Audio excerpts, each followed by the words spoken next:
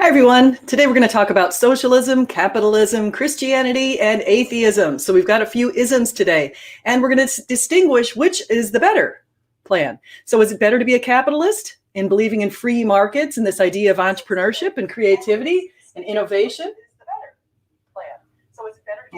Or is it better to be a socialist? And so we have already seen the ugly underbelly of socialism as played out in places such as the USSR, China, Cambodia, Vietnam, Laos. We've seen it in all kinds of different places, North Korea, Cuba, and of course, our most recent example of a complete disaster where people are right now eating their zoo animals. They're going into the zoo to eat the animals, and they're also eating their pets because they are starving. There's an average weight loss of 20 pounds in this place. What am I talking about? I'm talking about Venezuela. I was in Venezuela off a cruise ship in the late 90s, right before Chavez came into office, and it was beautiful there. It was a beautiful place. We went into the Murano glass factory. We traveled all around. We had really nice food, really nice restaurants. We did a number of different things. Yeah, I started this off with Doge to the moon because I am a capitalist. 2 weeks ago, I bought Doge. I bought 4,700 shares of Dogecoin at 6 cents a share. And as I currently check it today, it's already been up to 65 cents a share. It's about 10 times my money.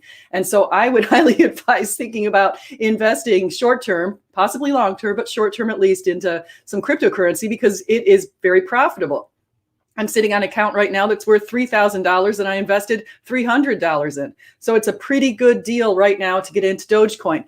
It's also a good idea right now to get into real estate, especially in places like Florida. Our real estate market has shot up to the moon as well in Florida. People are leaving New York and California in droves and going to a place like Florida, where guess what?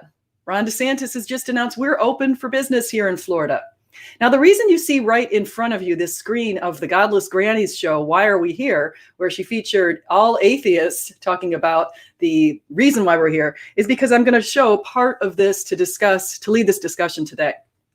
And so without further ado, let me go ahead and share this. So I'm just going to mention who's in this screen. So right now we have Godless Granny up on the far left on the top. Next to her sits Julie, and then Seth Andrews, Javier, and Jen with one N. And so they're all discussing why we're here. But really what they were discussing at this point was Seth's book, which is on the merits of not being Republican. And so let's listen to what Seth has to say. Now, if you want to know where I stand, I'm a registered Democrat. I consider myself an independent. However, I'm increasingly leaning to the right on certain topics like abortion and some other topics. And so let's hear what Mr. Andrews has to say. And then we're going to listen to Javier, because I loved what he had to say as well. So in my own life, time and again, as I examined the issues, because of my humanism, I myself came out left on that question. And I'd like to think I have a nuanced point of view. I understand that conservatives have real concern about government overreach and government waste. I think that's legitimate. We see a lot of waste out there. I'm not opposed to a strong border. I'm not opposed to fair taxation. But, at the same time, I think that the conservatism of the party of Lincoln has long given way to the wild, rampant Christian nationalist cult of Ted Cruz. Okay, so I wanted to comment on Nathaniel Robinson. He says, we've also seen ugly, ugly socialism and Social Security. I'm fine with Social Security there, Nathaniel Robinson, although there is a little scary thing. It's sort of a Ponzi scheme where we're putting a lot of money into it and we might not necessarily get the money out. A lot of younger people don't think that Social Security system is going to be in place by the time they're ready to retire. But beyond that, every country does have some degree of socialism, meaning that the programs are run by the government. For example, here in the United States, as you know, we've got a K through 12 public system run by the government, essentially. They're the backup for that. We also have our police force, our military, and firefighters. Those people are all in the public eye. And so they're all public employees. And so we do have some degree of that. The question is, how much do we want? Now, with Joe Biden's new proposals, the $6 trillion plan, it's going to give the government more control. And the more control they get, the more likely they are to nationalize certain industries. And so we saw that happen in Venezuela. As soon as Chavez got into control, he waited about 8 years. And then he decided to go into the oil industry, and he found a very profitable, very productive industry and kicked out 18,000 employees along with all of the leaders in that company and replaced those people with his people who didn't know anything about running an oil company, and they drove the company right into the ground, which was its massive major industry in Venezuela, is the oil industry, because they've got lots of access to oil. They have more access to oil than any other country in South America, and they were very wealthy not too long ago. However, he drove that industry into the ground, and then gas prices ended up freezing up a little bit. The United States became self-sufficient. And so Venezuela, unfortunately, in the world market in oil has just really done a terrible job. And so, again, going back to what I said initially, this idea of government taking over different areas of our lives, like what Joe Biden proposes in AOC and her Green New Deal, is something that could drive us into the ground. We need to be really wary of additional government programs and government takeovers because they're trying to get themselves into control. Now, if you're wondering how those public servants who are running our government are faring economically, take a look at their net worth. Bill Clinton Foundation, his net worth is about 200 million. He himself is worth 75 million. Joe Biden, it's been estimated he's worth 9 million. We have other people who are also in office, Nancy Pelosi, Chuck Schumer, a number of other ones who long-term public employees who are also making a lot of money. They make a lot of money at speeches. They go give speeches to organizations, and a lot of times the organizations then ask for some favors after paying them $600,000 to Bill Clinton, for example, for a speech. But I digress. So I'm going to go ahead and so Seth Andrews is saying that because he's a humanist, he's taken a lot of these positions, but he did encourage this idea of the walls. Now, I am for helping people out. I'm not for labeling people at the borders as illegals. I don't think that that's a very kind term. I think they're humans just like we are, and calling someone an illegal sort of dehumanizes them. And so one of the things I would refer to them as undocumented workers. We currently have 12 million undocumented workers here in the United States. During Reagan's time, he gave those people who were undocumented at the time a path to citizenship. Might be a suggestion that we think about doing the same. But we also need to keep secure borders. All of these other developed countries have secure borders. They don't just let people come crashing in at will. There's a lot of people in line right now waiting to get in here legally. We need to perhaps open up the doors to them and make it a little bit easier to get in here. We need to consider things like what Australia does. They look at the skill set of people coming into Australia and find whether or not that skill set is needed in Australia. Just something to think about. So I've also got Mr. Parker is what's the definition of socialism? Because I am describing stateism. So it's collective control of the means of production is socialism. And so it's speaking to things we can get to the extreme on that and just have, we can get to different forms of socialism. There's democratic socialism where you elect people into office to have that control. And so that is the form that people seem to endorse. That's the form that's coming out of Denmark and Sweden and Norway. However, in that particular form, and they don't consider themselves socialists there, by the way, but in that particular form, it's very, very high taxes on the middle class and on the lower class. If you realize that the value added tax of 25%, which is applied to all goods, is incredibly expensive. Here in Florida, we pay about 6% sales tax. I can't imagine what the prices what happened to the prices at 25%. If you buy a car in Denmark, you're paying 100% value-added tax, meaning that if the car costs $30,000, you're paying another $30,000 in taxes. There's a reason why we see them riding their bikes, but let's keep going here. And I think the Republican Party of today is infected with that. And there is a long undoing that would have to happen before I would ever really give that party much quarter. So a long answer in a few words. Sorry. Yeah, I would love to say a few things. Go ahead, Javier. There was a lot there. What happens when you invite a radio host on your freaking show? I'm just going to monologue. I'm sorry about that. Yeah, and I try to do my best to listen.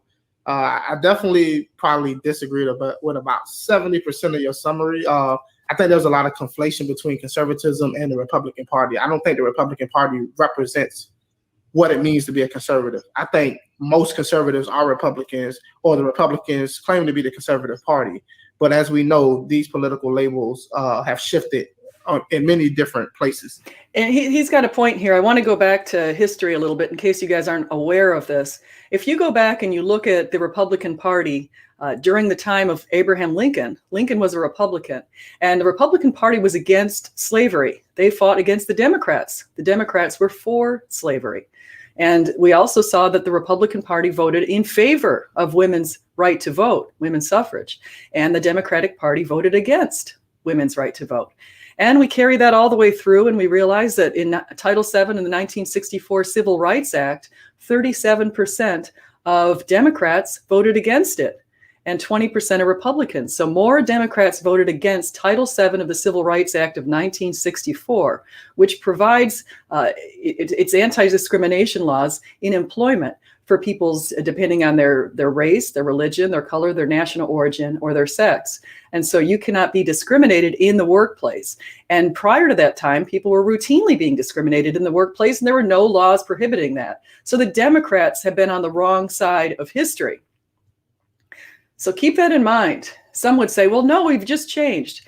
Actually, what happened was right around the 1960s, quite interestingly, right around the 1960s, people started coming up with this idea that, wait a second, maybe the Democrats aren't doing the right things. Maybe this idea of being pro-slavery, the pro-slavery group, maybe that's problematic.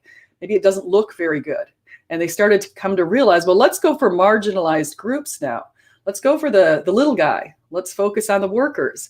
Let's focus on that. Now, that's great. I like to focus on the little guy and the workers and minorities and anyone who's been disabled and people who are really down on their luck. Sure, I want to support that too. I think we all should support those kind of causes. But the Democrats decided that that was going to be one of their primary platforms. And in doing so, right now, they've actually disenfranchised a lot of middle-class white men. And so middle-class white men now are trying to turn to an answer. And that's why Trump was so popular with them. He was popular with the populists. He was able to appeal to them because they felt like the Democrats certainly weren't paying any attention to him. In fact, Democrats right now have become so intersectionalized, meaning that they're so focused on all of these different labels and these different identities of people. And they love it when they're cross identities, like you've got two identities. You're not just a black man, you're a black gay man. Or you're not just a white female, you're a white female who identifies as something else. And so anyway, they've got all these different labels. And so that's one of the things that's going on right now. And one of the reasons why Trump became so popular. I think I would like to make a prediction. If we're going up for the next election, I don't think Trump is going to run again. I'd actually be surprised if he decided to run again at that age. I think by that time, he might realize that it's too much getting into this at that age because he's going to be in his late 70s. So I would say that it'd be better if somebody like Ron DeSantis were to run. I really like the job that Ron is doing here in Florida. And so here we go. Let's go ahead. And I want to say hi first to people in the chat. I am paying attention to you. So I see Mr. Parker, Nathaniel Robinson, Hate, Love, Nothing. So hi, everybody. Impressive. Who else do we see? Jamie Russell, Marshall Sharp. So we've got a really good group of people here in the chat. And so, yeah, as far as serving corporations, interestingly, the Republicans didn't get as much money as the Democrats did this time around from the corporations, from corporate donations. So a lot of the really big companies, places like Twitter and Facebook and that have been supporting the Democratic Party. In fact, you'll find that right now, Facebook just made a decision that they're going to keep the ban up on Donald Trump because of what happened on January 6th. Interestingly enough, on Twitter and on Facebook, you can easily go and find a lot of terrorists from other parts of the world. You've got terrorist regimes in other parts of the world. They, for some reason, have decided to retain those accounts while actually kicking Trump out. And so I think that's a little bit hypocritical, but I digress. There are plenty of people who identify as Democrat who are not liberals. Being anti-Republican Party doesn't make you a liberal. Being anti-conservative doesn't make you a liberal. And in all honesty, I think a lot of conservatives and liberals have a lot in common. They just are being cherry-picked by these two political parties and being told what issues to care about as far as like abortions. I don't believe abortion, for example, has anything to do with a woman's body. If it was a woman's body, then I don't necessarily believe that she would need an abortion. You don't abort yourself. I think this guy is, I love this guy. Actually, I put out a message to him. I got on his YouTube channel, Javier. I'm trying to get him to come onto my channel. He's an atheist, and I don't know why he's an atheist, but I do know I like his opinion on abortions. He's an anti-abortion atheist. If you go back and you guys are curious about abortions, we've aborted more people here in the United States since 1973 than we've aborted as many people, I should say, since 1973, which is about 60 million people, as reside in the country of Italy. The entire country of Italy has about 60 million people, and we've aborted that many. Can you imagine how many geniuses we've aborted over that time? How many beautiful people who could have come and made a real big difference in the world? Do you realize it's more dangerous to be an unborn male, unborn black, I should say, at New York City than it is to be a person who's born, okay, in the womb? Because if you're in the womb, it's very high chance that you're going to be aborted. It's a real shame. A lot of people justify abortion because in their mind, they know it's wrong. You know, and any scientists know, that life begins at conception. And so what you do if you want to justify abortion is you have to somehow turn that baby into a non-life. And so people refer to the babies as clumps of cells or just abortion. That's a euphemism. Or they'll just say that the baby isn't really a person yet. That's what the Supreme Court said when it made its erroneous decision in 1973. They'll say that the baby, personhood is magically conferred when the baby becomes viable, somewhere around 20 or 24 weeks. Suddenly at that point, this baby suddenly becomes a person. It's ridiculous. I took a look at what a baby looks like at 16 weeks in my own ultrasounds. You've got fully formed hands, fully formed feet. You've got a little body in there, a little mini body. And for a nurse to tell you that you can terminate the pregnancy if the baby has some sort of imperfection is a real sick play on words, a real euphemism that dehumanizes these children. We should definitely not allow this sort of thing to occur. Now, some would say, well, what about the rapes and the incest? Okay, that's less than 1% of abortion.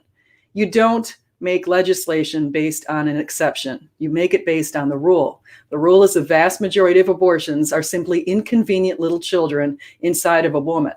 And to build off of what Javier says is something that I heard a woman named Stephanie, and I remember her name because that's my name, a woman named Stephanie on Matt Fradd's channel was talking about how Jesus sort of spoke to her in a way when she was thinking about the whole argument of comparing, you wouldn't just tell a woman that she has to use her kidney for this certain purpose or give her kidney to somebody else. You wouldn't force a woman to do that. So then why would you tell a woman she has to use her uterus?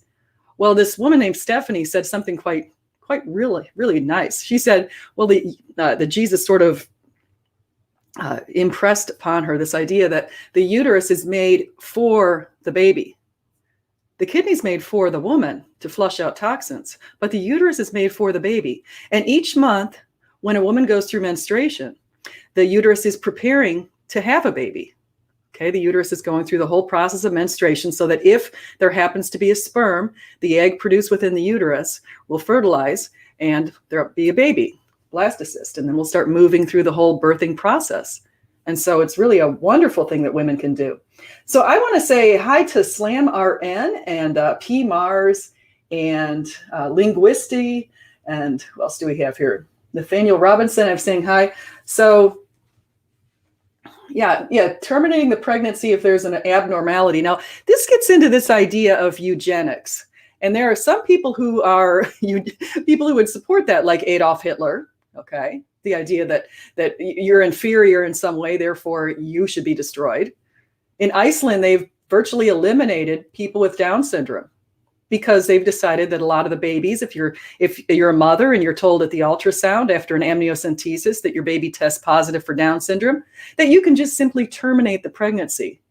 And when you have those kind of terms, it might not be the woman who's making the choice to terminate the pregnancy.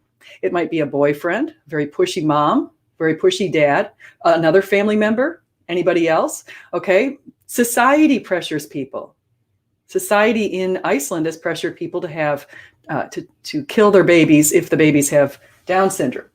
Now, I've mentioned this before, so I'm not going to get into the story, but I had been diagnosed with 2 soft markers for Down syndrome in one of my children.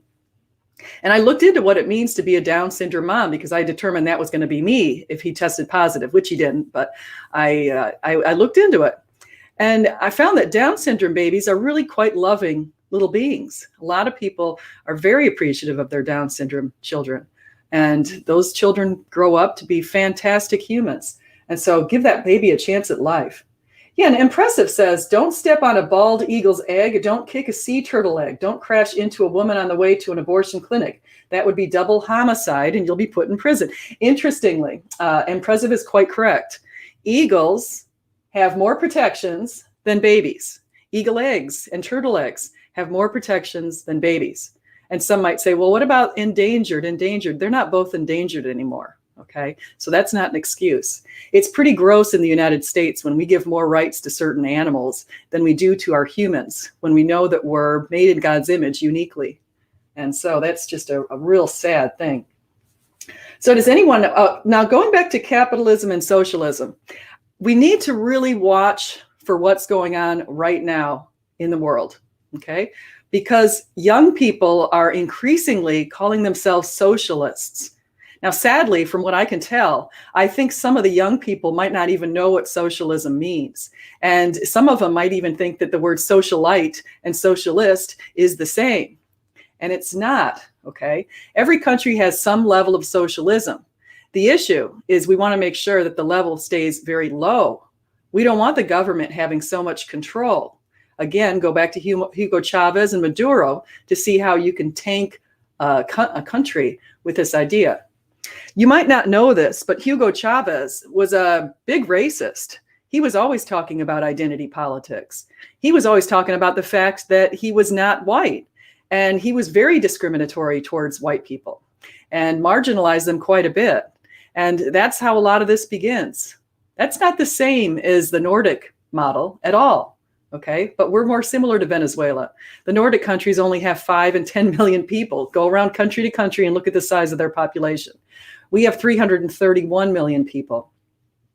To give our government much more control, as AOC proposes in her ridiculously absurd $93 trillion price tag, Green New Deal. If we give them more control, they become these sudden czars. Now, another thing that they're focusing on, and I think is another one of their gods, is the environment. And I like the environment too.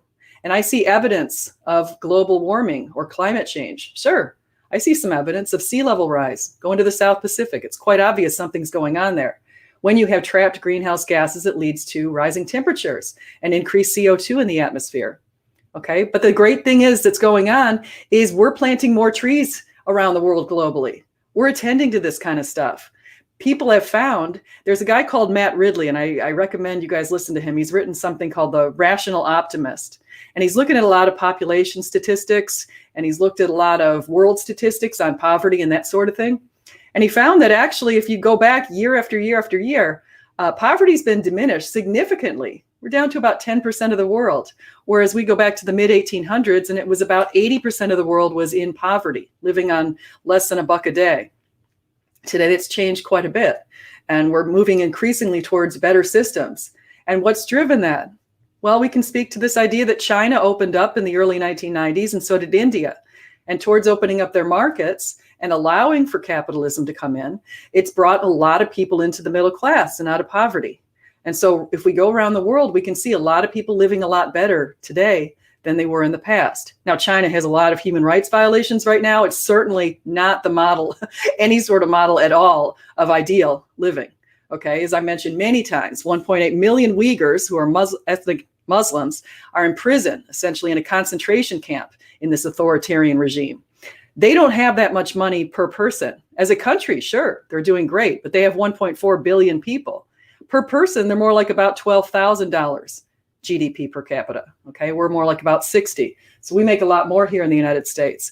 We need to come up with programs as entrepreneurs, not government run. We need to entice our entrepreneurs through innovation and creativity to come up with ways to address global change, global warming, or global climate change, any of that kind of stuff. We can come up with innovative, creative ways, working with people in businesses. Let the markets operate on this.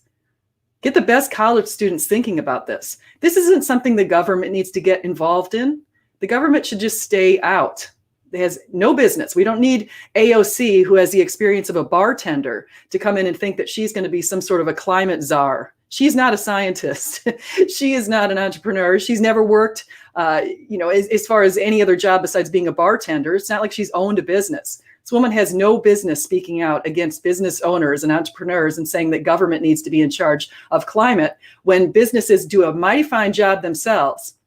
And unlike government, they have certain incentives to stay in business. Government can simply print more money or tax you more, which is what, of course, Biden's planning to do. Governments don't have the same incentives as businesses do. Most businesses fail, okay? 89% of the businesses in the United States have less than 20 people, interestingly, okay? 57% of the people working in the United States are working for bigger businesses, though. But 89% of the businesses are small with few resources. So a lot of these programs that Biden's coming up with, like having a minimum wage at $15, can be short-sighted, not thinking of the smaller business. All right. The minimum wage of $15. It sounds great. Do the Nordic countries have a minimum wage? No, they don't. No. And they actually, they decry. They say we are not socialists. As I mentioned before, the Denmark prime minister made that note. So let's see what we have as far as questions. So 10% of I've seen that from people like Matt Ridley, Jordan Peterson. That's the number. See, we can go and look at that. 10% of the world is in poverty state, which means they live on less than $1.90 a day is apparently the number that they're looking at. So that's the population statistics. And you can go into places, a lot of that's located in countries that are in Africa, India, some places in China. So we do have that kind of thing that's going on. So yeah, tag me if you guys have questions just to make sure I see it. Okay, so P. Mars is in here, Kevin White, Nathaniel. So do you think men might have a right to have opinions on abortion? Yes, I absolutely do. So I do think that men should have a right to have opinions on abortion. That's important. The male contributed half of the baby, right? So of course he should have good rights for that. Okay, so I'm gonna listen to a little bit more of this and I'm gonna look for your questions here. So there's definitely a distinction between a baby and a woman's body. Hang on, if I may interject real. Okay, I want to say, before I get into this baby and the woman's body, I want to go back to Mr. Parker here. He says, why am I gatekeeping? Why must you run a business to talk about the economy? No, you should run a business if you're going to talk about destroying the economy, because that's exactly what Alexandria Ocasio-Cortez is proposing. Her plan of $93 trillion over 10 years, that plan is egregious. Okay, it's just trying to get a greater government takeover. It would put us to a higher level of socialism than they have in Venezuela as a percentage of your market. Okay, so it's something that would be very, very dangerous. Don't ever think about it. It's a ridiculous plan. They can't rebuild every single building here in the United States. She figures that they're just going to employ people all over the United States to do these rebuilding projects. But where do you think the money comes from? If you take $93 trillion and divide it by 331 million, you're going to find it costs people hundreds of thousands of dollars per person for this particular program.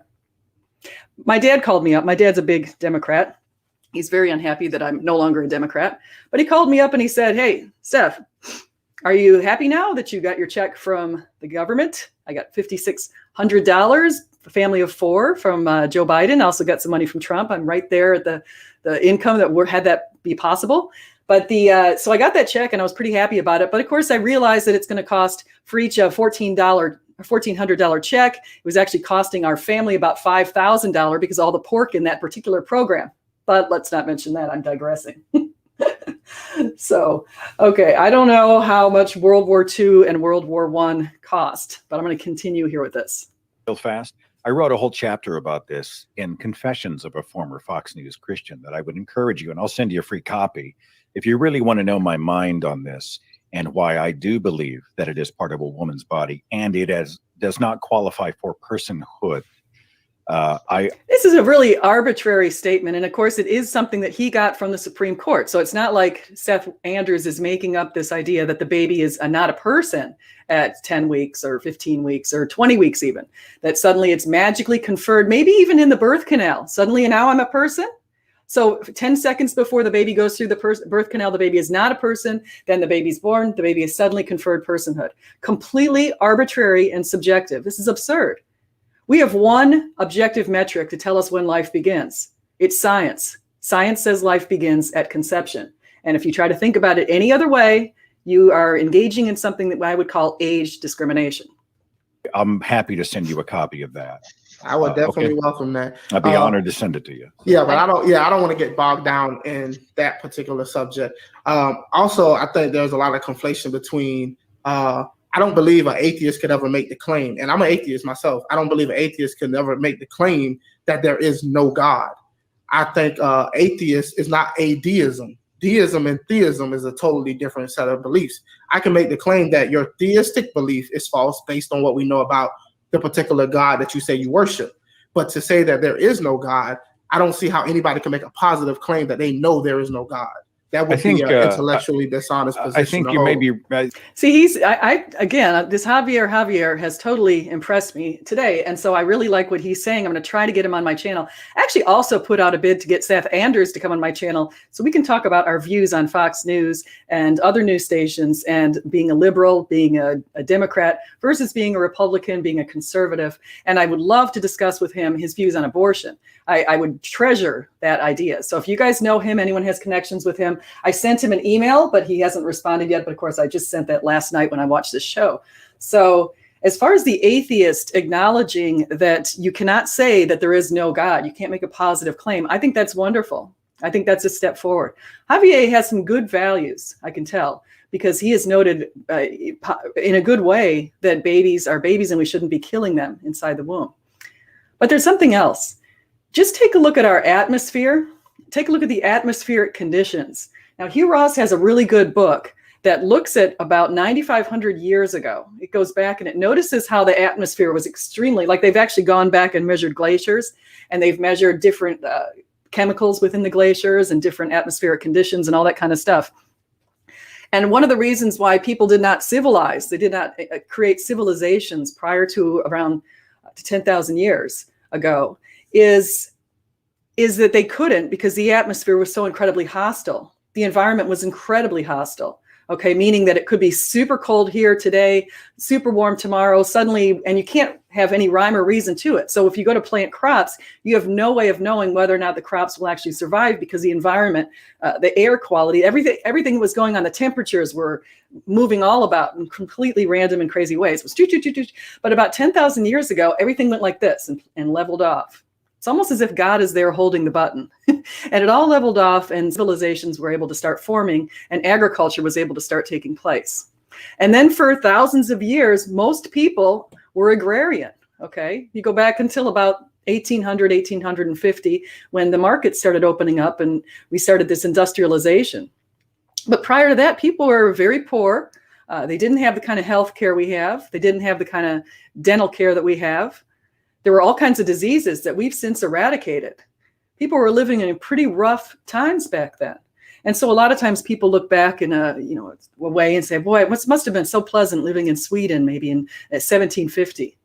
Sure, but you could get all kinds of diseases that we no longer have today. Measles, mumps, rubella, all those diseases were immunized against. You could get back then. And so those were a lot of the things that are coming on. Now, what ushered in this worldwide wealth? Capitalism. Okay, free markets, opening up the market and letting the little guy get in there and open a business. What comes with capitalism necessarily is property rights. You need to have property rights. But if I go back to his statement about God, it's interesting, because the reason I initially pointed this out, as far as looking at the atmosphere, but also taking a look at our planet relative to other planets. You can't go outside and look at nature and be honest with yourself and think that there's no creator behind that. You can't look at a sunflower seed and how it blossoms into a sunflower. Or right now I'm growing peppers. I actually took all the seeds out of my peppers. That I had red peppers, yellow peppers. I took the seeds and I just put them in this thing. I put them in a little dirt. They're sprouting. They're going to turn into peppers. You look at an oak tree. You look at an acorn tree. You look at all these little things. Some little teeny acorn turns into this big tree. You look at our DNA. We have 3.5 well-ordered letters of DNA, A, G, C, and T. We've got these 3.5 billion letters, well ordered in our DNA sequence, our DNA code. And you think there's no coder? That's like saying all of the letters of the Bible just sort of fell in place. There's no author. That's just really silly. So we see So we see free markets have shown that it only cares about the elite. Now, one of the other things, does capitalism have some downsides? I think that's what Mr. Parkers wants to get to here. Sure. Yeah. Our examples of downsides include people like Jeff Bezos, who has $200 billion. Bill Gates, who's busy buying up all kinds of agriculture, all kinds of farmland here in the United States. He's buying hundreds of thousands of acres and then he's leasing it back to the farmers. So now he's one of the biggest owners in control of our food supply. Okay, that's kind of problematic. We also have a lot of other ones. But we only have about 300 billionaires here in the United States. Again, the population, 331 million. So what's going on right here? Well, most people are in the middle class benefiting from capitalism and free markets. I've certainly benefited. Doge to the moon. My Dogecoin that I bought 2 weeks ago at 6 cents. I'm going to go look and see. Well, I won't look right now, but it was earlier selling today at 62 cents. Okay. My kids are going nuts. My one son told me he's going to cash out and he's going to go ahead and buy some property and then he's going to rent it back to some people and he's going to start making real estate income. He's 16. Very encouraged by the market. This is something that he can do because we know if we buy something, we buy some land or we buy some real estate here in the United States, it's not going to be taken away. Okay, we do have that concern. Now, one of the things that Hugo Chavez did when he took over Venezuela, besides getting rid of their constitution or rewriting it and keeping himself in office without being elected, besides all of that kind of stuff, he had this gun buying back program. So people willingly gave up their guns. That was prior to his craziness. He started this thing where he would put on bread products. He put on all the food products made in socialism. So people felt like, well, socialism is really good for us. And at first it started off as if it were going to be. But then again, as I mentioned, that gas company tanked. The major gas supplier in Venezuela tanked because of how he took it over. He nationalized it. And a lot of the major gas companies, the big ones out there, they fled Venezuela because they had to. Once he took away all their guns, they had no way to protect themselves. And so then he would go around taking their property in many cases. He took many people's properties and businesses away. And he also has a group of thugs who are non-governmental people who also still have guns. They go around and they enforce a lot of his stuff violently against people now who don't have guns. That's one of the reasons why we do have a Second Amendment here in the United States. We want to protect our rights. Bolivia has been a disaster. That's my opinion on Bolivia. So Bolivia's hyperinflation, Zimbabwe. I mean, we've got a lot of examples of places that are absolute disasters today. And so here we go.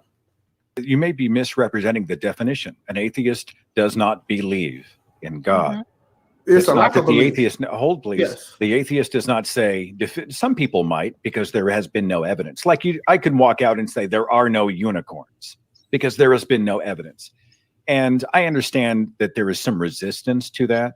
And as I had stated earlier, I am just not convinced. I don't buy it. I do not believe. And if you look up a definition of atheism, a non-belief in God. It's Some a lack people of a express belief. that in other ways. But Yes, it's a lack of belief, but it's not a positive belief. Like Exactly, which is why the burden of proof is not on me. yes. by the way, if you're a totally deist, agree. you're not an atheist. No, Even if you hold to a deistic deity, that you're not an atheist. You're still holding to a deity, a Well- prime mover, a first cause. Well, look, the reason I separate those two is there's a reason why deism and theism is a totally separate category. They are. Yeah, most atheists object to the religions that have been presented. All of the religions that have been presented so far are unconvincing. We lack a belief in God. I would never say that I know there is no God. Yeah, I just did a quick search on Bolivia. I haven't really been following Bolivia terribly closely. I just did a quick search, a quick Google, and it tells me 80% of the people living in Bolivia are living below the poverty line. And so I don't know why Mr. Parker seems to think Bolivia is doing just great. I don't call 80% living below the poverty line exactly great. It does have a move towards socialism. I promise I'm actually going to investigate Bolivia because I haven't kept my eyes on that. So here we go. I could only make the claim that so far there seems to be more likely that there isn't a God. But I only raise that issue up is because a lot of times atheists make the claim that, oh, I don't believe there is a God. I would say, no, you lack a belief in God. And there's a distinction there. And I think a lot of times the reason I have to clear that up is because Christians try to force down on atheists that you have a positive belief that there is no God. And I can't intellectually say that I know for a fact there is no God. But see, I think he's being honest. And I wonder, sometimes I feel like atheists sometimes fall into different camps of why they're atheists. I don't think it's a natural choice to be an atheist. I think we're born with instincts to follow God. In fact, studies have shown that. Studies have shown we're hardwired in some way to follow God or to realize that there's something higher and greater than us. And so it's actually suppressing that knowledge that makes the atheist. And it's been pointed out in Romans 1:20 that God makes it clear that an atheist is someone who's suppressing the knowledge. And then he lets them live out their desires. And so, but some of the reasons why people choose to be atheists are actually health related. And I think that that's something that merits attention. If you're going through a lot of physical pain and suffering, or maybe you're going through something where you just lost a loved one or a child, or something really tragic has happened to you, a lot of times you feel like you made prayers and the prayers weren't being answered. I pity people who are in those positions feeling that maybe God doesn't exist because he didn't answer my prayers. But I also feel that God's not on your clock, but he is on your radar and he is answering all prayers. It just might not be in the way that you desire. He desires to shape you for greatness and to build your spirit. And sometimes it seems like your spirit's quite down, but God is there with you all the time, regardless of whether or not you want to admit that. Now, there's another group of people who've chosen to be atheists because they want to experiment sexually. And if you say that that's not the case, I'm sorry. I've just heard too many examples of people that I've even encountered who've said things like that. And so they wanted to, one guy who's usually on my channel here said something like he wanted to experiment with other men. And, or he said he was getting, what was the word he used? Anyway, so some of that kind of stuff also plays into the choice to be an atheist. I was listening to Sean McDowell. He pretended he was an atheist to a bunch of students. And he told the atheist that he said, he told one guy, the one guy said, well, listen, I've got 10 women I want to have sex with, and I'm not going to let God come in my way. And so if I have to go to hell for that, so be it. I mean, it's kind of crazy.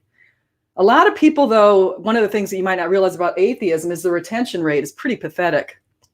From what I've seen, it's about 30% retention rate. It's really low, meaning that atheism could be a temporary condition where towards the end of your life, you might start realizing, well, wait a second, maybe life has more meaning than I initially credited it. Maybe there is something in the afterlife. Maybe all of those near-death experiences that people claim to have had have some merit. Maybe I should look into the resurrection of Jesus Christ and see if it's evidenced. What is the evidence for the resurrection of Jesus Christ? Because if Jesus Christ resurrected, then what he says and what he said, that you will see the Son of Man sitting at the right hand of the Father and coming in the clouds of heaven, what he said would be true. And so you have to look into the evidence of the resurrection. I've made dozens of videos with the evidence of the resurrection because it's abundant. And I can tell you from looking at ancient sources, both inside and outside of the Bible, we have plenty. We have plenty. And Jesus is Lord, and he loves you, and he loves any one of you. It's just a matter of accepting his offer of salvation. And sometimes it involves being a little bit humble with yourself. So I think the nice thing about Christianity, and I haven't mentioned this before, but I mean, I have mentioned it maybe in other times, but versus secularism, is secularism doesn't offer you any hope. Secularism doesn't give you a higher meaning in life, a greater purpose, a real answer to the problem of evil. The secularist has no answer to the problem of evil. They feel that they're born, they die, and that's it. The secularist would not have any answer to the evil that Joseph Stalin waged on his own people. He had murdered millions through his programs. Lots of starvation going on. Same with Mao Zedong and Pol Pot and all of these other really evil people. The secularist can't say that anything's going to happen to them in the afterlife. No punishment at all. You know, Joseph Stalin died shaking his fist at God, according to his daughter. He knew God exists, but he didn't want to acknowledge him because he was too busy killing all of God's people. He definitely rounded up lots of people from the churches and had them shot on sight. So we have a lot of really awful things going on in the past, and the secularist has no way to answer that. A secularist ends up being a nihilist if they really take their views to the extreme. And they end up realizing that, hey, if life has no purpose and meaning, why am I here? Secularists tend to enjoy this idea of, hey, if someone wants to commit suicide, let it be. If someone wants to mutilate part of one's body to make certain claims, let it be. If someone wants to have assisted suicide, let it be. Why are they doing these kind of things? Why are they saying that babies are just clumps of cells inside the body? Or the mother's rights should trump the baby's right to life? Why do they say that kind of stuff? Because they're anti-God. They realize we're made in God's image. Or they don't realize that we're made in God's image, but they're rebelling against God. So why not destroy what God has produced? Destroy those sacred vessels that are God's. Okay? We are God's, we are of God. We are God's children. And so if you destroy yourself through suicide or through destroying the baby inside of you, that is something that people are doing to rebel against God. And so that's how we're seeing society going right now. More and more depression, more and more suicide, more and more people identifying as nuns. Okay. Right here in the United States, we have 3.1% of people who've identified as atheists. Another 4% have identified as agnostics. And then you have a handful of people, up to around 20-something%, who've identified as nuns, meaning they're not affiliated with any particular church or synagogue or mosque or anything like that. They're just sort of out there, sort of apathetic. I think sometimes when we see pandemics, as we just saw this major pandemic, as C.S. Lewis has said, that's God's bullhorn to the world. Let's shake the apathetic out. Let's get them back into the churches. Let's go ahead and worship, because we're made to worship and we're made with a sense of awe. All right, so let's see. Okay, I want to say hi to people in the chat. I got Taking Back Eden here, Coffee Smug, P. Mars, Mr. Parker, Marshall Sharp. So we've got some great stuff out there. So let me keep listening here. Deism, you can't disprove deism. I don't see how anyone can intellectually. Now let me explain what deism is in case you guys are joining. You don't know what deism is, but because he keeps talking about deism. Deism is this idea that God created the universe and then he disappeared. So the deist wants to have his cake and eat it too. The deist wants to believe that there was a creator because anything knows it points to a creator. The Big Bang points to a creator. The Big Bang basically says time, space, and matter had a beginning about 13.8 or 14 billion years ago. So if time, space, and matter had a beginning, there was a first cause. There has to be something that caused that cause. Okay, so you keep going back. If we look at people such as Thomas Aquinas, you keep going back and you realize there has to be an unmoved mover or an uncaused cause that caused time, space, and matter. And so if time, space, and matter had a start date, that means that what preceded it had to be timeless, spaceless, and immaterial. Also had to be omnipotent, also had to be intentional. This gives us all the characteristics of God. And they work really well with Christianity, which explains that. Secularists, they can't explain it. They just shake their head and say, I don't know. Okay, so here we go. Disprove deism, even though it may be unlikely. My challenge in this country and in this world right now, my fight's not with the deists. The people who say, well, there might be something out there. Fine. You know, if you want to believe that there's some kind of first cause prime mover, some watchmaker that spun the cosmos into existence and just kind of hangs back and whatever, but is not really engaged at all in the everyday lives of anybody anywhere, that isn't defined by a specific religion or dogma, whatever. Those aren't the people I'm at war with. I'm at war with the people who are pitching a specific God with a proper name. Mm-hmm. But if you hold to it, this is what they do. Of course, they are against the people who pitch a specific God with a proper name. Christians. Seth Andrews was raised as a Christian by an evangelical household. In fact, a lot of people were raised in these evangelical households end up becoming evangelical atheists. And that's what Seth Andrews is. And so he's got some sort of resentment towards his Christian upbringing. He's got some sort of resentment towards Christians in his Christian upbringing, who are evangelical Christians. I can admit that I've definitely encountered some evangelical Christians who kind of take things a little too much. They force a lot of things on their kids that their kids feel like they want to rebel against that. I understand that. I wasn't raised in that kind of environment. I was raised by very liberal Christians. As I mentioned before, my dad's a Democrat. He's actually left the Catholic Church. So is my mom. They would identify as nuns, but they do believe in Jesus Christ. I do know that. And so, but they're the liberal ideas, and they didn't force anything on us. And I did everything I wanted pretty much growing up. I didn't have any sort of restrictions. Okay. And I don't really think that that's the ideal situation either. I think there's probably a happy medium. But the bottom line is that I came back to God because God started making himself very obvious to me in my early 40s. And I started having spiritual experiences. I had things where I had visions and I had dreams, and I heard the voice one time audibly, correct me on something. Okay. So I've had some really tremendous experiences, and I can tell you that from my own experiences, I came to Jesus. It wasn't the Bible. It wasn't some other evangelical Christians. It wasn't the church. It was a series of experiences that I had that made me realize that Jesus Christ is the way, the truth, and the life. And I decided I was going to turn my life over to him, and I was going to go ahead and say something about it, write books, do whatever I can do. I don't need to be a best-selling author if I can change one person's mind, or if I can get one person just to think a little bit. If I can get one of you guys in the audience. I know I've got a lot of atheists in the audience here today. So, and you're all welcome. You're all welcome to come in here. It's always interesting having you guys, seeing you in the audience, kind of fighting against God. But the thing is that I want to say is, a lot of times when there are people, the reason why Seth Andrews isn't against the deists is because the deists don't pose a threat. Now, it's my understanding that Seth Andrews actually got up in front of a bunch of atheists and made some of them get kind of scared because he opened like I said, I've given my life over to Jesus. He announced publicly that he was giving his life over to Satan. Okay, so he's really not realizing what you're doing. If we have God as the moral standard, okay, God is a standard of love. He is infused within our conscience this desire to be just, to be fair, to be equitable, to be loving, to be kind, to give back, to be reciprocating, all of these kind of things, to be honest.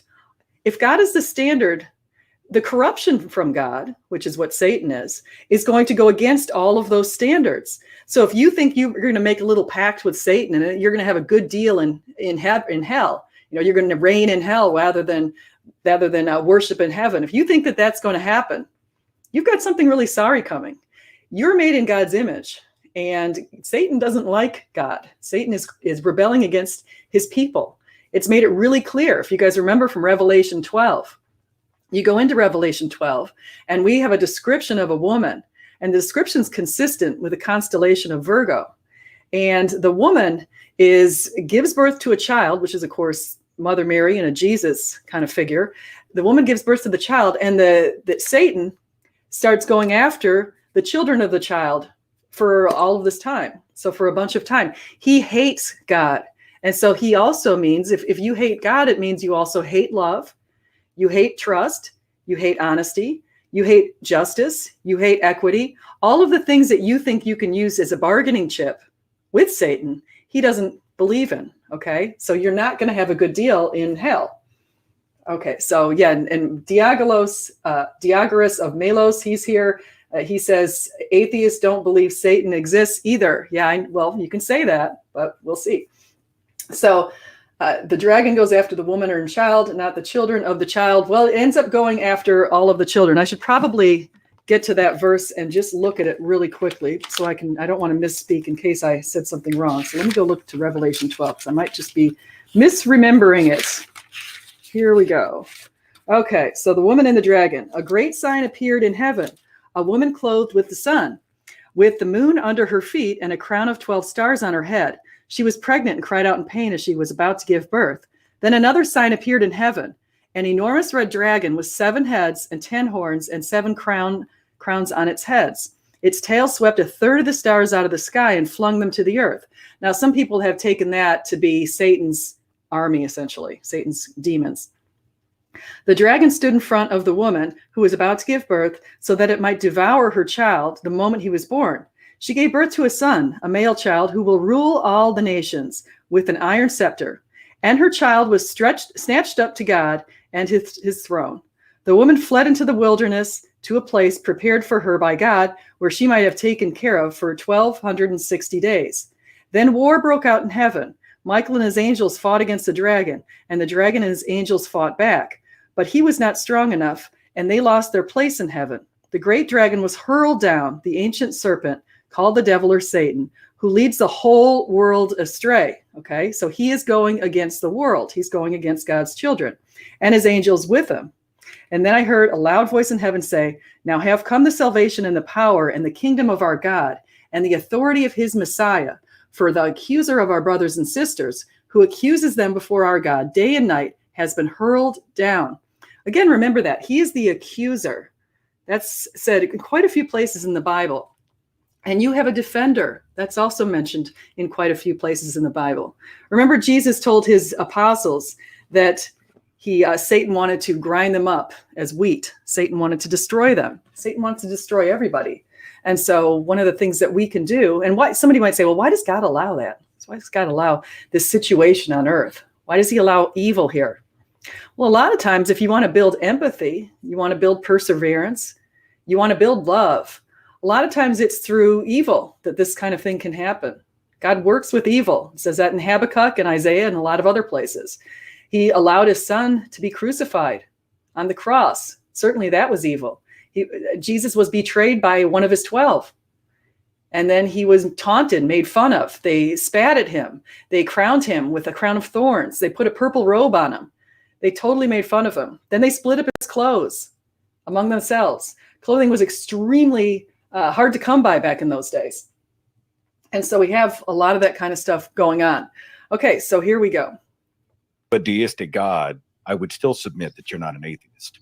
And I really don't hear most atheists saying, you know, if they say there is no God, I think it's because what they're trying to articulate is that there's no evidence for any gods. There's no reason to hold to that belief. There are no unicorns. There is no Santa Claus. It's okay in that sense, in that context, to go ahead and say there is no God. I don't lead with that foot. I prefer to say I'm just not convinced. Leaves the burden of proof on the other party if you say it.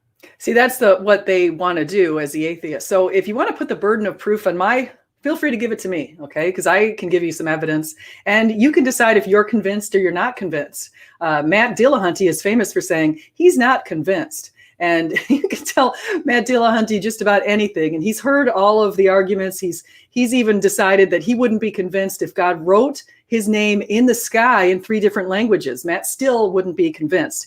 I mean, they've got such a hyper skeptical level of convincing that they have, that it's just gotten to the point of being absurd. So if you look at the evidence, again, like I mentioned before, just look at the minimal facts, like what Gary Habermas has pointed out. We have support extra biblically for the minimal facts. And so what I'm saying is we have people in the ancient world, right around the time of Jesus, who said that he existed. There's a lot of evidence of that.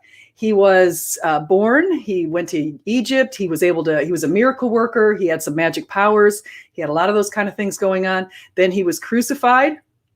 Okay. Then then Josephus said, his apostles said that he came back to life.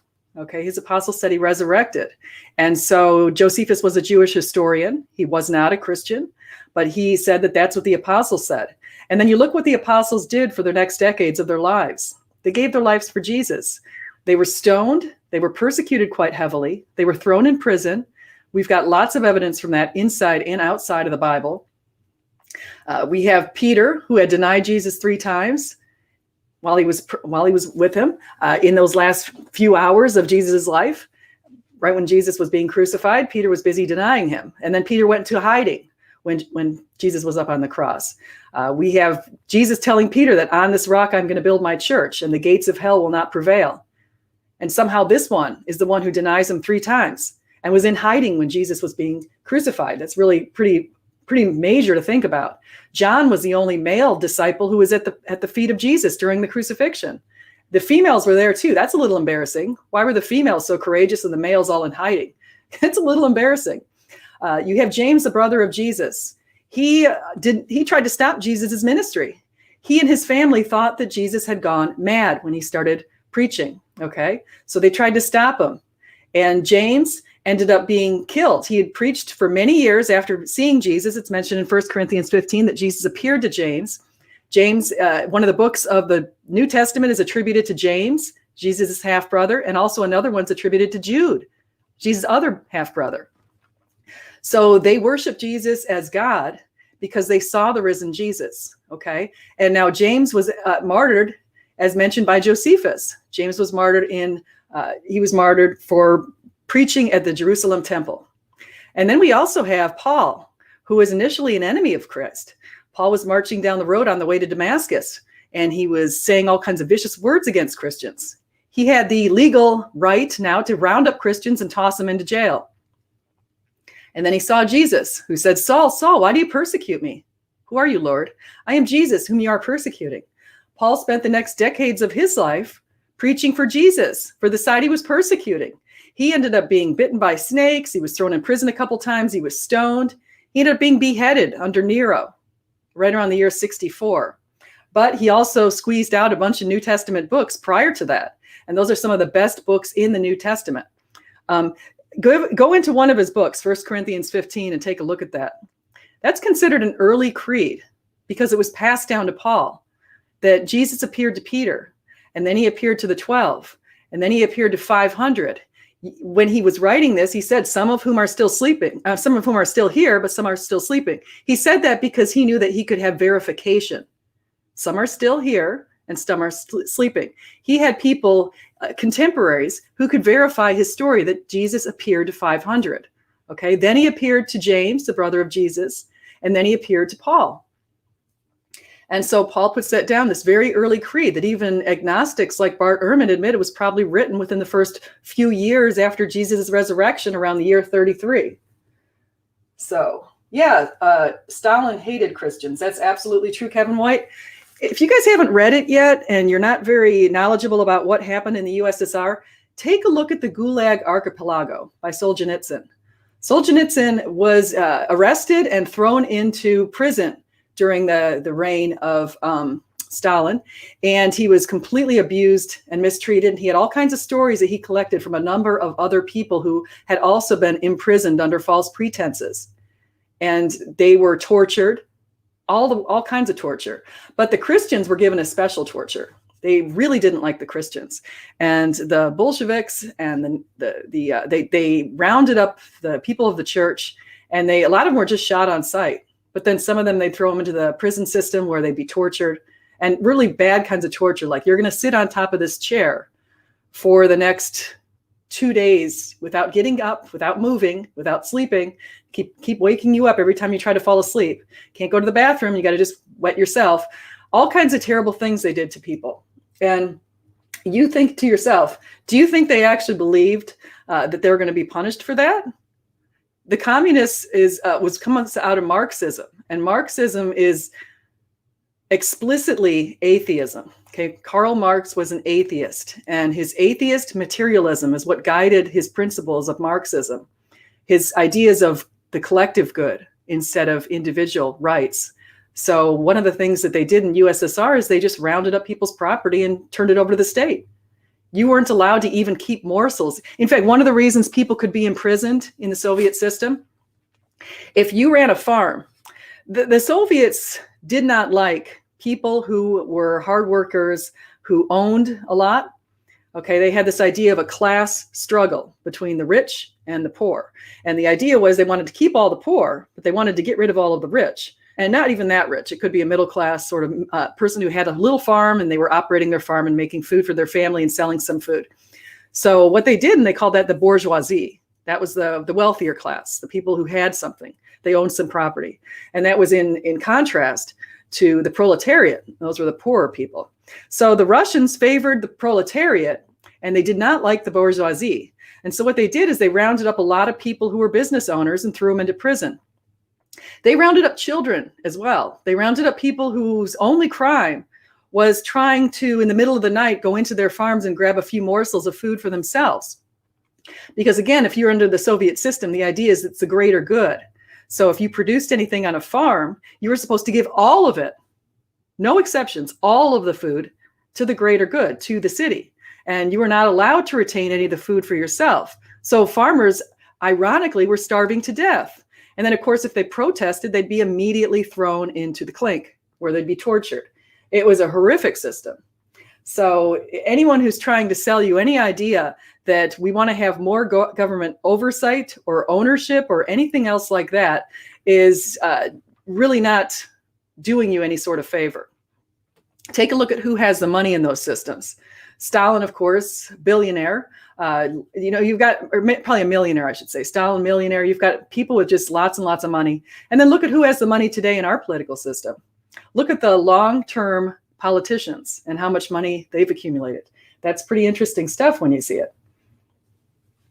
Yeah. So that's one of the things that's going on. We don't want to return to those kind of systems. So I'm coming back to the chat right now, and I want to say hi to people. Taking Back Eden, my old friend Kevin White, P. Mars, Marshall Sharp, and Mr. Parker. So we've got a lot of good people. If I didn't mention you, Hate, Love, Nothing. I see you still. Great to see you guys. Okay, so here we go.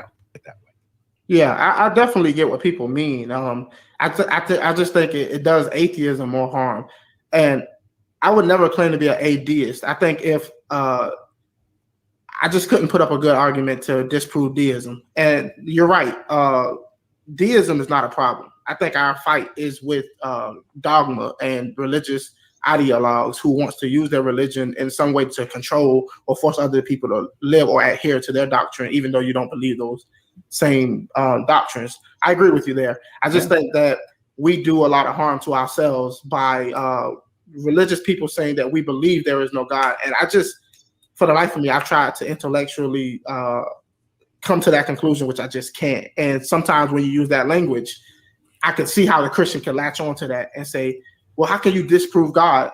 Well, you can't disprove God. You can disprove your God, your theistic God, but you can't disprove that. Okay, Mr. Parker this is going to be funny. The early Christians, some people have made the accusation, say, oh, the early Christians were socialists. They were giving up all of their stuff. I'm going to read this verse. I'm going to see which one he's referring to here from the book of Acts. Let's see, Acts 4:32. Let's see what it is, because we'll get through this. Let's see. Oh, good. I love this. This is perfect. Thank you, Mr. Parker. You're going to see why exactly you're wrong here. All the believers were one in heart and mind. No one claimed that any of their possessions were their own, but they shared everything they have. With great power, the apostles continued to testify to the resurrection of Jesus Christ, and God's grace was so powerfully at work in them. There were no needy persons among them. For from time to time, those who owned land or houses sold them, brought the money from the sales, and put it in all the apostles' feet, and it was distributed to anyone who had need. There's a big thing here. They willingly did this stuff. They decided that they were all part of one greater cause. This is something they did willingly. The one thing about Marxism that Marx even acknowledged was it has to be brought on through violence. Stalin didn't just say, hey, everybody, go ahead and give me all your property. No, he violently took their property away from them. Okay, same thing goes on with Chavez. He didn't just go into the oil company and say, hey, go ahead and give it to me willingly, and that's just going to be great. No, nobody willingly gives up their property. This is something that they must do by force. That is the big distinction. The early Christians willingly decided that they were going to donate their property. They donated their land, they donated their houses, they donated that kind of stuff to the greater cause. And then they all had no need because they were all doing that kind of stuff. It's a big difference. You have to look into willingness versus being forced. Socialism is a system of force. I'm going to force, I'm going to take over from somebody else. It really is.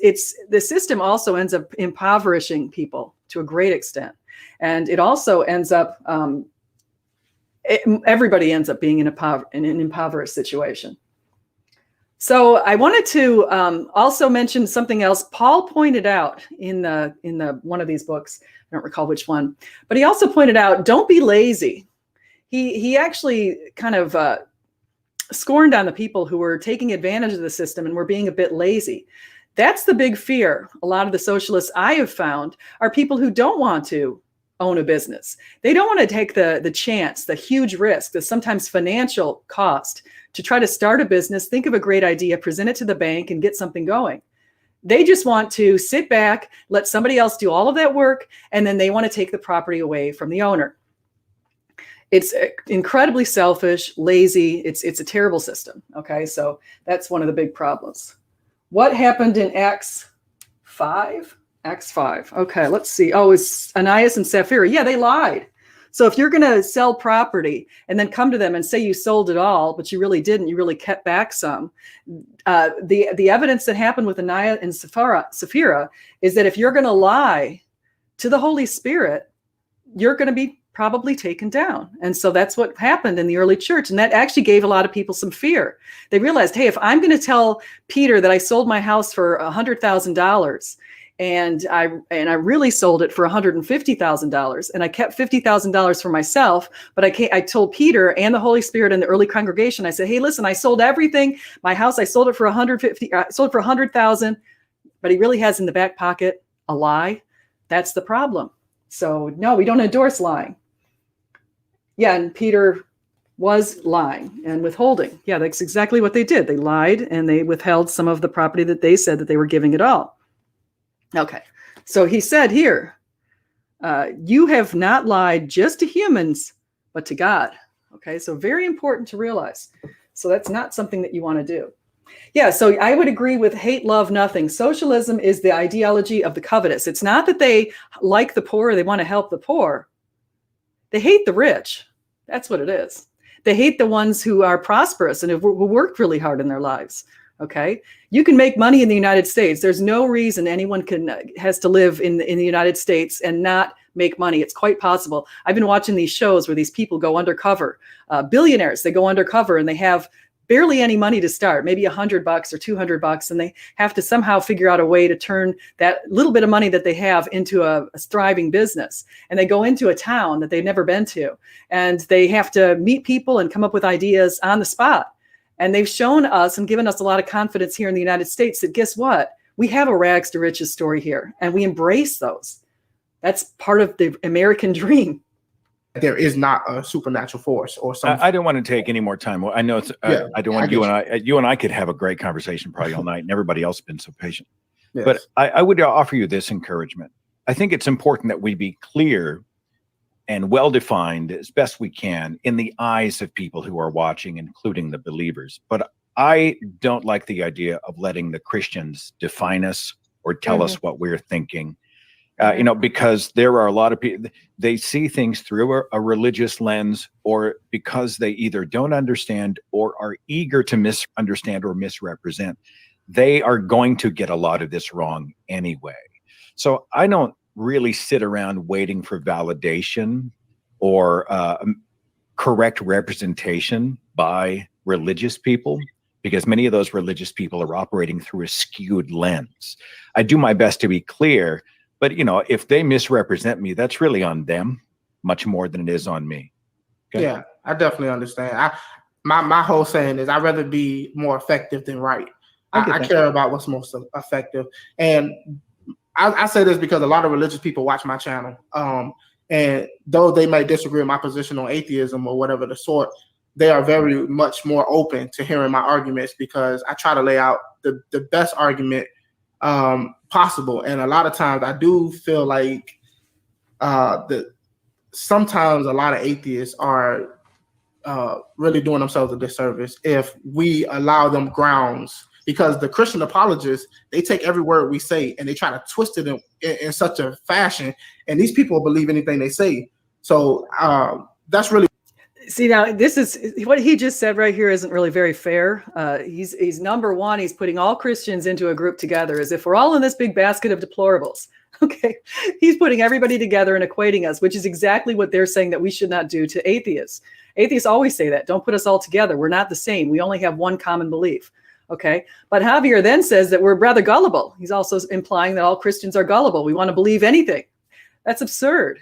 If you think that I just want to believe anything, Christianity is not an easy religion to believe, because you have to believe that now you must operate in a way that's righteous, and you must accept Jesus, and you must realize that you're now in the public eye as being a child of God, a child of Christ, a person who accepted Jesus. And so people are going to be watching you. And if you do something that's pretty bad, if you lie, you cheat, you steal, you do some really rotten things, or you do some stuff that are immoral, that is going to be pointed out, because that's something that will be scorned upon. So you have to live a certain way. So being a Christian is not as easy as being an atheist. Being an atheist is easy, aside of course, from the mental gymnastics that you have to do to suppress the knowledge of God.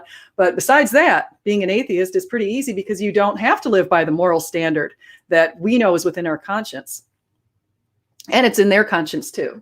Everyone has that conscience. So we also have the conscience that God's implanted this idea of Jesus Christ.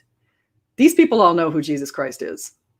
Really what my argument is, the Christian apologists and the Muslim apologists who find every word we say and try to twist it in a way to make themselves seem more intelligent than they are on the issue of God. There are some bad positions out there on this. I want to say, Jamie Russell says, he also said that we believe what we say. Is he noticing that they often are attempting to manipulate the conversation in such a way that winning is the objective, not truth? Yeah, he said he wants to be more effective. And so focusing on being effective, I really want to know the truth. And so that's what I started doing in my 30s. I started praying. I said, God, just give me a sign. Let me know. I need to know the one I'm worshiping, because I knew that I was worshiping. I knew there's a higher power, but I was looking at the Eastern faiths. I was looking at all of these different faiths, and I knew that there was something out there, but I needed to know if Jesus really was who he said he was. Okay. I needed to know that. And he brought on the evidence. Saw one that says it's the acronym atheist, and it's A, thinking, intelligent. I forgot exactly what it all is. And I was like, I just hate that. I'm like, no, atheism is not a guarantee of intelligence. Someone else posted a meme that said atheism, the person who's courageous enough to declare out loud that it's all a fairy tale. Well, no. Atheism is not a guarantee of courage. Yes. So you and I line up on this idea that there are a lot of bad arguments out there. And when we make them, we're making the fight for a personal relationship with reality harder for everybody. So I got you. Kudos. I feel you. Ladies. Julie had. I wanted to, what's the takeaway has a good question here. Is profit bad? Can't profit be used to expand business and create jobs? How does socialism create jobs? That's a great point. Socialism essentially gives the government more power. Okay. It's a democratic socialist. You would elect the government that has the power. Okay. So the government has more power to run more programs. If you're over in places like Sweden, you're going to pay a tax rate of about 60% on about $60,000. Very high taxes. Now you get free schooling, but of course you have to pick the particular majors in the university that the university feels that the society needs. If you want to major in gender identity studies or something like that, that's not going to be something that is practical. You're not going to get a job in that kind of study. So you're going to end up, you have to go in this kind of jobs that they're going to feel are practical. College is a business. We have plenty of jobs that are practical. Be a marketing person. That's certainly practical. Go into engineering, go into law, go into the sciences. Lots of practical jobs. Okay. But the government is going to work through the university to make sure that you're taking the types of majors that they think that are essential to their economy. Okay, so that's number one. They're picking your major. Number two, they're picking the people who get to do that. Not everybody gets to go to the free university because not everybody's qualified academically. You have to get certain scores on your test to be able to go to the university. So this idea of free college for everyone, it's really not for everyone. It's for a few who pass the test. And then the few who do get into the college have to go into the majors that the university has chosen for them through the government. Okay, number one. Number two, yeah, free daycare. That would be a good deal. Okay, I know how expensive daycare was for us. And so free daycare could be a pretty good deal, certainly for a certain period of your life when you have small kids. And so the other thing that the Swedish and some of these other governments do is they have, as I mentioned before, 25% value added tax on everything. Very expensive to live there. Look at the food prices in Norway, very expensive. So those are just a few of the things that you want to mention in those societies that are some of the benefits. Another one is they give out this idea of maternity leave. Here in the United States, we have unpaid maternity leave for 12 weeks. Now, Biden is talking about giving us paid maternity leave, telling the businesses they have to provide paid maternity leave for a certain period of time, probably 12 weeks. This is something that not every business can afford. Again, he's thinking at the margins. He's thinking about the big businesses that have deeper pockets. He's not thinking about the traditional businesses. 89% of businesses in the United States have less than 20 employees. Many are just ma, pa, sister, brother trying to make ends meet. Okay, so you got small businesses here. And so, whoops, let's see. Let's see what that said. Okay.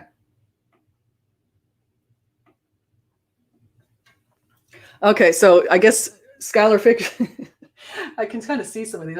I wasn't looking, so I missed some of these, but scholar fiction says, whatever I said it, whenever Skylar jumped in here was ridiculous. I'm not sure what statement I made that's ridiculous, but I guess he can probably tell me what it is.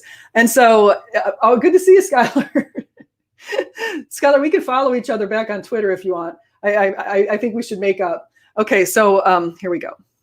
What you wanted to say? Go ahead, I Julie. do. I so do. I'm sorry. Thank you, Kelly.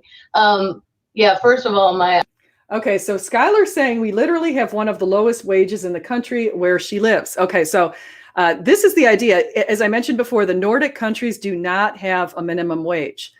Florida, in our country, what it is we have a minimum wage at the federal level that's very, very low. It's $7.25. It's a low minimum wage. If you look at it relatively speaking, though, around the world, you go all around the world, and the highest minimum wage is in a place like Australia. Australia has a relatively high minimum wage, around $9. Okay, a lot of companies have raised their minimum wages. Amazon's raised its to $15. Walmart's raised its minimum wage, I think, to $12, if I'm not mistaken. So we have some companies that have done that. But then we go to the states, and if your state is at a rate that's higher than the federal minimum wage of $7.25, then the person living in that state has to be paid at least that much. So in Florida, we're around $8.10, I believe. It might be a little higher than that, but we're just over $8. And so any employer's got to pay at least that much to employees. We also have, if you go into a place, here's another place you guys can look up wages. If you're curious, and Skylar, I'm glad you brought this up because I've never mentioned this on my show before, but I teach it in my class quite frequently. There's a site that's made by the government of the Bureau of Labor Statistics, and it's called the ONET, onetonline.org. Okay, so if you go to the onetonline.org, you're going to see a site that lists all kinds of jobs. And then if you scroll all the way down, you're going to see in each of these jobs exactly what are the tasks, what are the skills required, all this kind of stuff. And you get down, oh wait, don't say that. If you get down to the very, we don't want to say that, PMARS. Okay, so if you get down to the very bottom of the page, you can see what the states pay. So let me just show you this so you guys can see what I'm talking about here. So, okay, so I'm going to show you the ONET really quickly, and then I'm going to go back to that video, but here we go. So watch this. So to illustrate his point, because yes, I agree with you, Skylar, actually, that in Florida, we're traditionally not paid quite as much. And so let me just show you this site, what I'm talking about.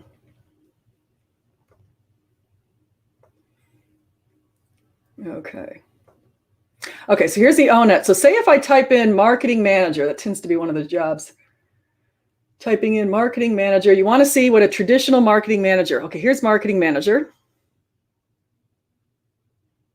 Okay, so you can see the summary report right now. You can see the tasks that are required. Now, if I'm a marketing manager, and it says right here, 56% of marketing managers have a bachelor's degree, 24% have a master's, 11% have a professional degree. Okay, so you see that right there. But here we get to the point that's really interesting and speaks to Skylar's point. We get to the state wages. So let's take a look at the average. Looks pretty good median wage here. 2020, the median wage is $142,170. But if we go to Florida, we want to see, are we below or above? Usually we're below. It's true. So in Florida, workers on average earn $116,940. So in the whole states, they make much more. So if you're working in states like the Northeast, you tend to make more. And then we even have the breakdown by location in Florida. So if you see the Tampa area, where is that here? Tampa, Clearwater, St. Pete down there at the bottom. If you're in the median, you're around 133,000 for that. But if you're in a place like Sebastian, it's more like 82,000. Now, Skylar Fiction is in St. Augustine. Now, where is that? Let me try to scan over this to find St. Augustine. I could have sworn I just saw it. Okay, well, he's kind of near Palm Bay, Melbourne. He's close to that, sort of. All right, well, I don't see St. Augustine. Sorry, we'll go with Jacksonville. So Jacksonville, the median is 126,000. So you can just see that certain areas in Florida, you get paid better than other areas. And like if I were from where I used to live, if I'm down by West Palm Beach and that area, it'd be a pretty good deal, 119. But actually, that's less than where we are here in St. Petersburg, Tampa area. Okay, so Okay, so I'm back. So look at Disney, Scholar Fiction says. Yeah, Disney, the place that just decided that because of somebody's tweet, they were going to let her go. So I don't think Disney's been doing a good job lately. And I think that they're becoming too political. I don't know what you guys think about this, but I think Disney is being obnoxiously political. And I don't think that it's really a big business's place, or a small business for that matter, to try to make all kinds of political statements. Just do your business. You know, I don't go to Disney to see their political views, because I really don't care about Disney's political views. I don't care about anybody's political views as far as a business is concerned. I just want to go buy your products. I want to see Mickey Mouse. I want to see the sights of Disney World. I want to go into Epcot, hang out in that English pub. Yeah, sure, I want to do that, but I don't really care about what your views are on a bunch of political issues. And so I think that that was one of the things that Jason Fry did up in Chicago recently for his company. He had 60 employees, and he decided that he was going to prohibit discussions about politics. He said, instead, I want you guys just do your job, talk about your job, figure out ways to improve our business. And so 20 of his 60 employees decided to just walk off the job. So guess what the manager said? Don't let the door hitch in the backside. As they should have, okay? You're not hired so that you can talk about your political views. You're hired to do your job. That's the bottom line. And so right now I'm going to come here. I'm back in the chat. Yes, Marshall Sharp is absolutely correct. So is Jamie Russell here. Florida is beautiful. So Florida's beautiful, yes. And I like this. I agree with this. Get corporations out of politics. And then I love this. Hate, love, nothing. Okay, something's for free. In Florida's defense, it is Florida. Yeah, we have Florida Man. We have Tiger, the Tiger Show, whatever that's called. We get crazy people here for sure. Anytime something really bad goes on Cops, you guys watch the show Cops? Anytime something bad goes on, half the time it's taken place in Pasco County, which is just north of where I live. There's a lot of crazies in Pasco County, and they're constantly getting pulled over by cops on the Cops show. So, okay. So to sum up a few points, one of the things that all governments have is some form of socialist. Okay, some form of socialism. So we've all got that. In the United States, we've got government control or ownership over our police, our firefighters, our librarians, our city workers, our military. We've got governmental control over those sorts of things. And we like that. And we think it's a good idea that we have governmental control over certain things. We also, though, as a person who thinks that we should have some choices, we also have these choice programs for the schools. So you could send your child to a public school for free, and some places you can go to some of these choice schools that are alternatives to you, or you could go to private schools. Okay, so we've got that. That's the idea of socialism. The idea that I'm against is a great expansion of government, giving government too much control. One of the expansions that people have been talking about, as I mentioned before, is into the environmental arena. I think that businesses should be the ones to build the solar panels and to be the ones to creatively figure out ways to handle the changing climate. I think businesses should be the ones who are involved in that. Let's fund ideas. You can come up with some sort of government grants towards businesses to be able to come up with ideas to help with climate change. Sure. We do know the sea level's rising. But like AOC says, guess what? 12 years, AOC, really? I don't know why this woman was elected, who's a former bartender, and that was pretty much her only other job. So I'm not sure why she's got a position of power as she does and why people are listening to her, because I think she says some crazy things, like the world's going to be destroyed in 12 years if we don't make a big change. And so I think that, again, a lot of decentralization can be good. Free markets are great. Everybody who's sitting here right now is on either a computer or you're on your phone that you bought through the free markets. Nobody forced you to buy a certain brand, probably, unless you're getting a phone for free from your company or something like that. But traditionally, the clothing you're wearing, everything that you're doing, and the middle class that we're thriving in is a product of the free markets. And so we can thank that. It's not the perfect system. I'm not trying to say it was or is. I'm just saying it's lifted more people out of poverty than any other economic system that's ever been devised. And so it's been a really good system for us. And so do we have flaws? Do we have people like the CEOs? Guess what CEO average pay is in Fortune 500 companies, in case you don't know. Anyone want to do a guess? So CEO average pay in Fortune 500 companies is, wait. Oh gosh, yeah, digital, you're totally right. I can't trust Scholar Fiction. Uh-oh, he didn't like that. Okay, I don't see anything there's not being a bartender. I don't see anything wrong with that. I have a lot of friends who are bartenders. I'm saying when that's the only position that you've held, as far as I know. I mean, unless you can tell me AOC's worked in business or owned a business or something like that, then I'm just gonna have to say that she doesn't really understand exactly how the markets work. So, but anyway, so going back to what I was just saying, I think it's a good idea to let the markets run, let them do things. But we do have this issue with CEOs. So $4 million, Jamie's is saying, $1 million. The average CEO in the United States, if you go back to the ONET that I just showed you guys, it's around 160,000 because it's taking, again, 89% of businesses are under 20 people and they're really not making that much money. But the average CEO at a Fortune 500, and this varies year to year, but it tends to be between about 12 million and about 15 million per year. Some make a lot more than that. Some make hundreds or even 1,000 times what their average workers make. But since I've been gathering data in about 2002 to today, over the years, the numbers have varied a little bit. But in the Fortune 500 companies, the CEO pay relative to the average worker is anywhere from between about 250 to about 485 times the average worker. So the question is, we beg the question, does that mean that the CEOs work 485 times harder than the average worker? I would say no, I don't think so. It's a stressful job, though, on the other hand. So it's a short tenure job. You're charged with running a company and doing a good job and excelling within your industry. And you're faced with a lot of uncertainty. So we certainly saw that last year in the pandemic right now. So yeah, CEOs do make a lot of money. And that's one of the flaws of capitalism, okay? But on the other side, the CEOs are the employers. So without Amazon, without Jeff Bezos, those thousands of people who are employed in Amazon, it's one of the largest companies now in the world, that they would be out of a job. Okay. Without Walmart, Sam Walton, Sam Walton, not all CEOs, we should demonize them either. Sam Walton decided he would never make more than $350,000. Now the people who are in the top management team of Walmart now are making way more than Sam Walton ever did. But he took that pledge that he would never make more than $350,000. And he drove around in an old truck and lived in his original house. Same thing with Warren Buffett. He doesn't take a big salary. Same thing with Tony Hsieh, the late Tony Hsieh, when he was at Zappos. His salary was around $36,000 a year.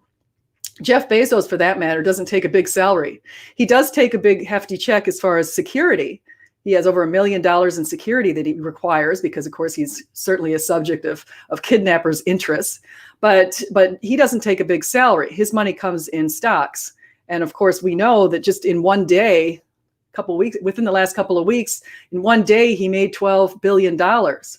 So that part of the system, that's where people like Bernie Sanders, who coincidentally also is a multimillionaire, but Bernie Sanders says that people are upset with things like Jeff Bezos. So there's so much at the top. There's so much money that's going around at the top. And this idea that it trickles down to the little guy isn't really a valid idea. So I do agree that there is some reform that's needed. Do I think that we should go to FDR levels of 90% income tax on the wealthiest people? No, I don't think that's right.